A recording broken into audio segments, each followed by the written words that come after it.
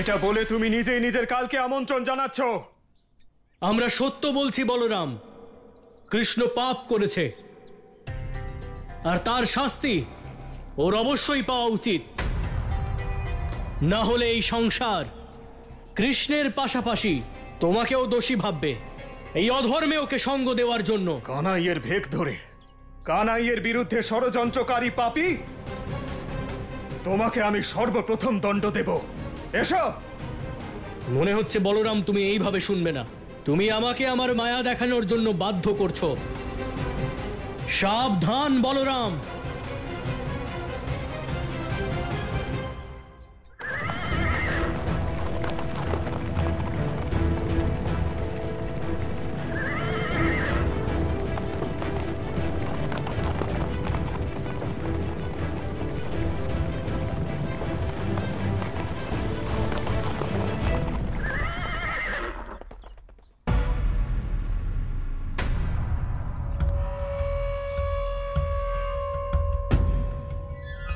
হে কৃষ্ণ, সর্বদা নিজেকে নিষ্পাপ আর ধর্মপরায়ণ বলা অহংকারী ভণ্ড, আজ তোর আসল রূপ গোটা সংসার দেখবে। আজ তুই আমার বোনকে অপহরণ করে আমাকে আর আমার বংশকে কলঙ্কিত করেছিস। সকল নারীর মান সর্বোপরি, আর সেটা কলঙ্কিত করার জন্য শাস্তি আমি তোকে অবশ্যই দেব, তাও গোটা সংসারের সামনে। আমি কাকে অপমান করেছি আর কার সম্মান রক্ষা করেছি এই সিদ্ধান্ত নিজে নিয়ে নিজেকে বিভ্রান্ত করো না রুক্মী। যা সত্য তা রুক্মিণী জানে। রুক্মিণী, নিজের দাদাকে কেবল সত্য বলো। দাদা, আমি কৃষ্ণের সঙ্গে নিজের ইচ্ছায় এসেছি। আমি মনে মনে ওনাকে আমার স্বামী রূপে গ্রহণ করেছি, আর এটা আমার পূর্ণ অধিকার। কৃষ্ণ আমাকে আমার ইচ্ছা এবং আমার সম্মতিতেই নিয়ে যাচ্ছেন। রুক্মিণী, নিজের বংশ আর পরিবারকে লজ্জিত করার পর কোন অধিকারের কথা বলছো তুমি? তোমার বাবা, দাদা আর পূর্বপুরুষদের এর জন্য তিরস্কৃত করা হবে। তোমার কি এটাই ইচ্ছা? এটা তোমার অধিকার নয় রুক্মিণী, এটা তোমার অপরাধ হবে, যার জন্য তুমি দায়ী হবে। হে রুক্মী, যুগ যুগান্তর ধরে একজন নারীর তার স্বামীকে নির্বাচন করার অধিকার আছে। আজ তুমি দাদা হওয়ার অধিকার তো দেখাচ্ছ, কিন্তু দাদা হওয়ার কর্তব্য পালন করেছো তুমি? কখনো নিজের বোনের মন বুঝেছ? নিজের সম্মান আর বংশের মর্যাদা রক্ষাকে সরিয়ে রেখে বিচার করো। তুমি সব সময় রুক্মিণীর অধিকার হরণই করেছ। ওকে এমন জীবন দিয়েছ যেখানে ওর কোনো স্বাধীনতাই ছিল না। ওর নিজ গৃহে এক বন্দির মতোই বাস করত। আর তা কি এই জন্য যে ও একজন নারী? এর চেয়ে বড় অপরাধ আর কি হতে পারে রুক্মী? একজন নারী সমগ্র পরিবারের সুখের স্রোত হয়, কিন্তু তোমার মতো মানুষ সেখানে নিজের অহংকারের বিষ মিশিয়ে দেয়, যাতে তোমার পুরুষত্বের গুরুত্ব বজায় থাকে। মনে আছে রুক্মী, যতবার নারীর অপমান হয়েছে ততবার বিনাশ হয়েছে। চুপ কর ছলনাকারী, বন্ধ কর তোর এই ভাষণ। রুক্মিণীর বিবাহ শিশুপালের সঙ্গে ঠিক করা আছে, আর তাই হবে। আজ আমি তোকে বন্দী করে তোর উপস্থিতিতেই এই বিবাহ করাবো, আর তারপর আমি আর শিশুপাল তোকে বধ করব। হে রুক্মী, রুক্মিণীর বিবাহের প্রতিশ্রুতি তুমি রুক্মিণীকে জিজ্ঞেস করে দিয়েছিলে? নিজের স্বার্থের জন্য তুমি ভুলে গিয়েছিলে যে রুক্মিণীর নিজেরও কিছু ইচ্ছে আছে। যে মানুষের ভাবনাকেই বুঝতে পারে না, সে ভালোবাসা কিভাবে বুঝবে? আজ আমি যা করেছি তা শুধু রুক্মিণীর অধিকারের জন্য করেছি। চুপ কর মায়াবী, আজ তোর ছলনার উপদেশ শেষ হবে। আজ তোকে বধ আমি নিজে করব। এই যদি তোমার ইচ্ছে হয় তাহলে ঠিক আছে, কিন্তু তাও আমি তোমাকে একটা সুযোগ দিচ্ছি, চাইলে ফিরে যেতে পারো। সুযোগ আমি তোকে দিচ্ছি কৃষ্ণ। আমার বোনকে এখানেই রেখে তুই পালিয়ে যা ছলনাকারী, না হলে তোর মৃত্যু তো নিশ্চিত। কিন্তু আজ আমি এই রুক্মিণীকেও বধ করে দেব।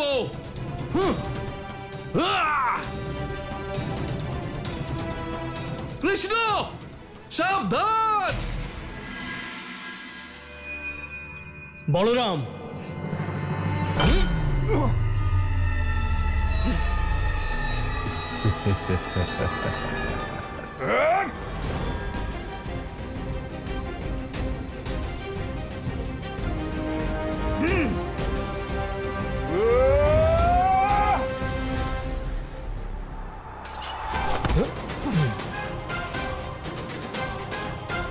আমি তোমাকে বাঁচার সুযোগ দিয়েছিলাম বলরাম, এবার তোমার মুক্তির সময় এসে গেছে।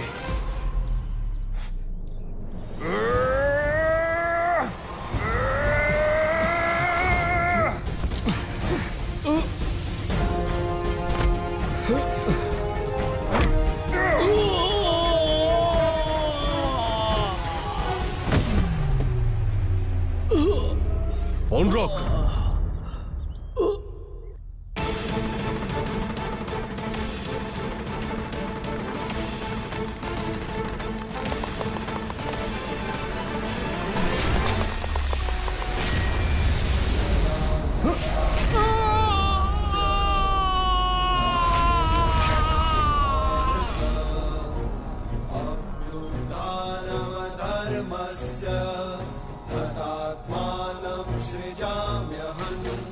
দাদা!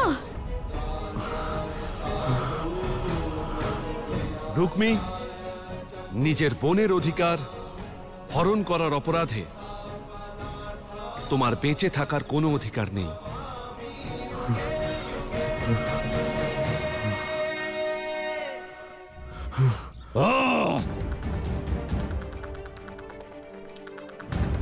অনরক, ওঠো। না না শিশুপাল, না। আমি মানছি এই সংসারে তোমাকে কেউ মারতে পারবে না, কিন্তু এই সময় আমার জ্ঞান এটাই বলছে যে আমাদের এখান থেকে অতি শীঘ্র প্রস্থান করা উচিত। না পৌন্ডরিক, না না,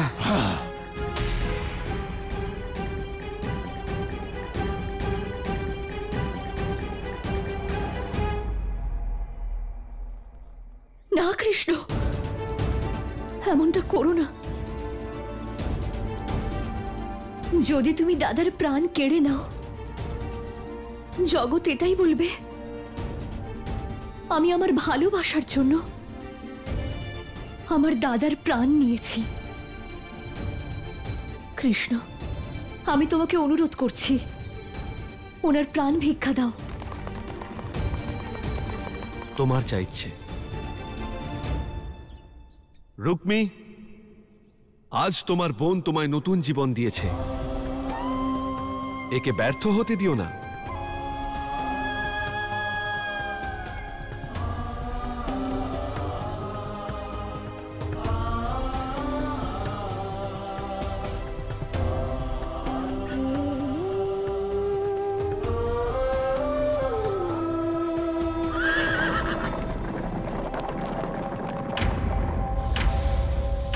মায়াবী ছলনাকারী, আমার এই নতুন জীবনের এখন একটাই উদ্দেশ্য,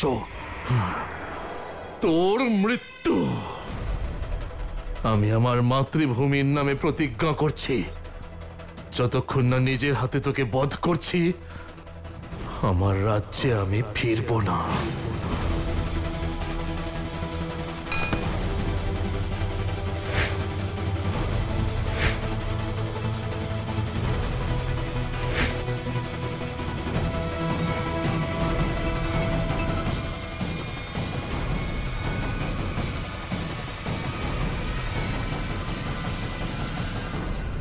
আজ আমাকে জীবিত ছেড়ে তুই কোনো উপকার করিসনি, বরং আমার অপমান করেছিস।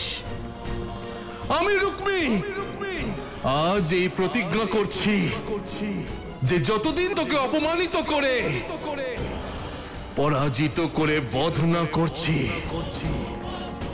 ততদিন কেশ ধারণ করব না। কৃষ্ণ!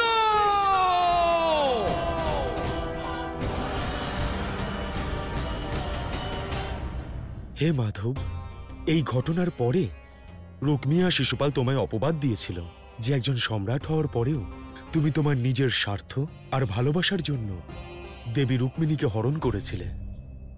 তা কেন মাধব?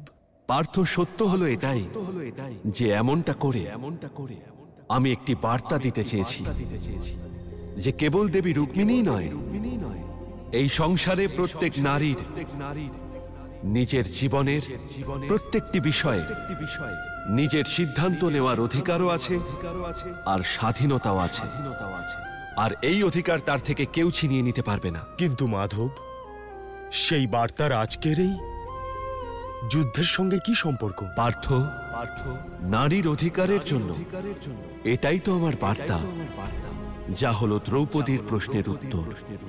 সেই প্রশ্ন যা তিনি ধর্মসভায় জিজ্ঞেস করেছিলেন। দ্রৌপদীর সেই প্রশ্নই আজ এই কুরুক্ষেত্রের আধার। আর এই যুদ্ধের উদ্দেশ্য ধর্ম আর নারীর অধিকার রক্ষা করা। পার্থ,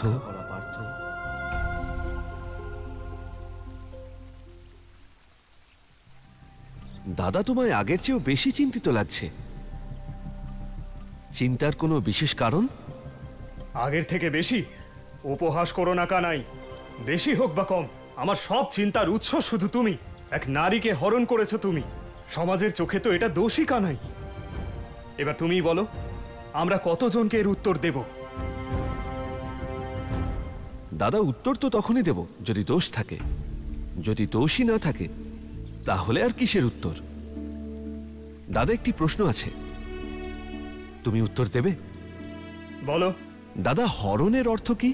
আমাকে শেখাতে এসো না কানাই। কারোর ইচ্ছের বিরুদ্ধে তাকে জোর করে নিয়ে আসাকে হরণই বলে। এবার তাহলে তুমিই বলো, রুক্মিণী এখানে নিজের ইচ্ছেতে এসেছে নাকি আমি ওকে বলপূর্বক নিয়ে এসেছি?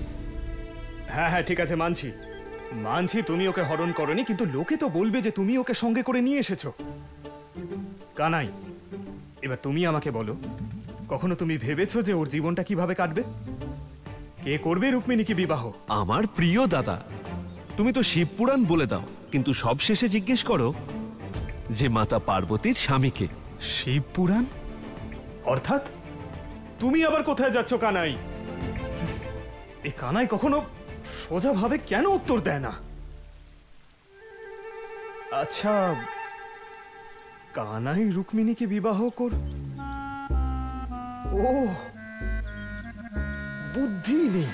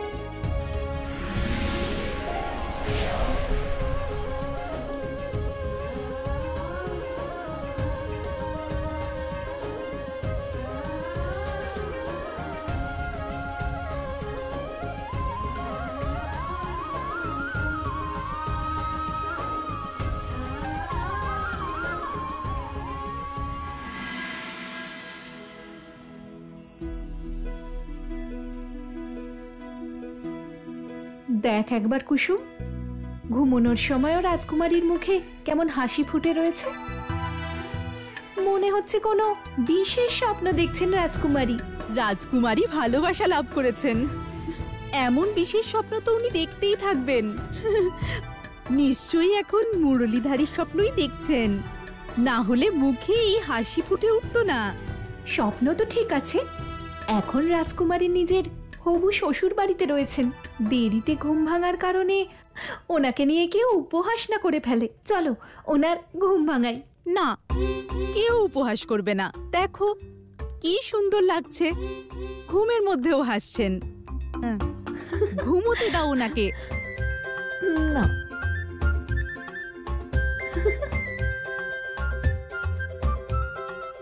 উঠুন রাজকুমারী, ভোর হয়ে গেছে। তোমাদেরও এখনই আসতে হলো, বিনা কারণে আমাকে ডেকে স্বপ্নটা ভাঙিয়ে দিলে। হ্যাঁ, বুঝতে পেরেছি রাজকুমারী। পরের বার থেকে সূর্যদেবকে বলে দেবেন যে আপনার স্বপ্ন সম্পূর্ণ হলেই প্রকট হতে। রাজকুমারী চোখ খুলুন। না, আমি আমার স্বপ্নে বংশীধারীর এত সুন্দর রূপ দেখেছি যে ভয় করছে। যদি চোখ খুলি তাহলে সেই ছবি যে হারিয়ে যাবে। আপনার আবার স্বপ্নের কি মোহ রাজকুমারী? মুরলীধর তো স্বয়ং আপনার হয়েছেন। কুসুম, তুমি বুঝবে না, ওনার প্রত্যেকটা রূপই তো অত্যন্ত সুন্দর, কিন্তু আমি যে রূপটা দেখেছি সেটা এতটা সুন্দর যে আমি বর্ণনা করতে পারছি না। আর এখন তো আমি চোখ তখনই খুলব যখন স্বয়ং কৃষ্ণ আমার চোখের সামনে থাকবেন।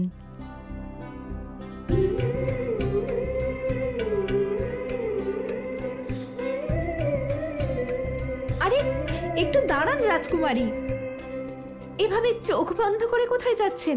নিজের কৃষ্ণের দর্শন করতে।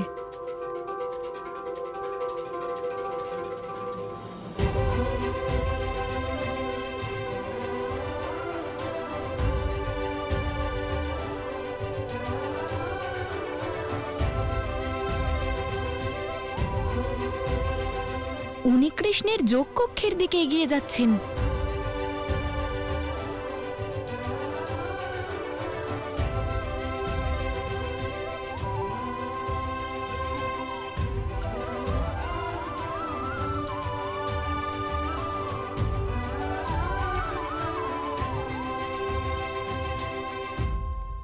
রুক্মিণী দেখছি যোগকক্ষের দিকে যাচ্ছে কৃষ্ণের দর্শন লাভের আশায়। প্রতিদিন ভোরে কৃষ্ণের যোগমুদ্রার পরই সমগ্র সংসার তার দর্শন লাভ করে, এটাই তো নিয়ম। কিন্তু আমি দেবী রুক্মিণীকে আটকাবো না, হতে পারে এ প্রভুরই লীলা।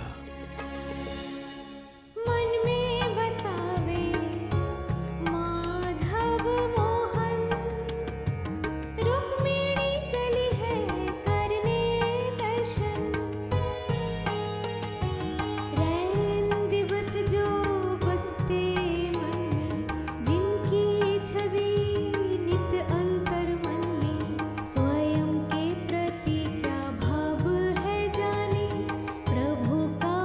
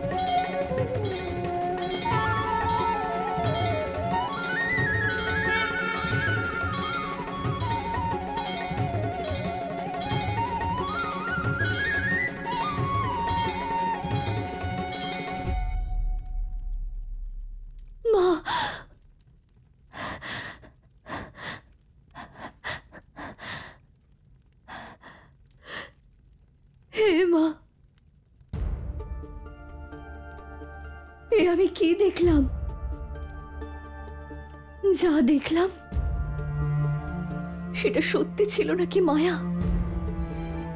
মা, যে কৃষ্ণকে আমি স্বামী রূপে কল্পনা করেছি সেই কৃষ্ণ তো এমন নয় মা। আর যে রূপ আমি দেখলাম তাতে আমার সারা শরীর ভয়ে কেঁপে উঠেছে। আপনি কি আমার ভাগ্যে এই ভয়ই লিখেছিলেন মা? এ কেমন দ্বিধা মা? আপনি আমাকে রক্ষা করুন। আমি কৃষ্ণকে স্বামী রূপে গ্রহণ করেছি, আর আপনি সাক্ষী আছেন আমার এই কষ্টের। এই বিপদ থেকে আমায় রক্ষা করুন, আমাকে দর্শন দিন মা।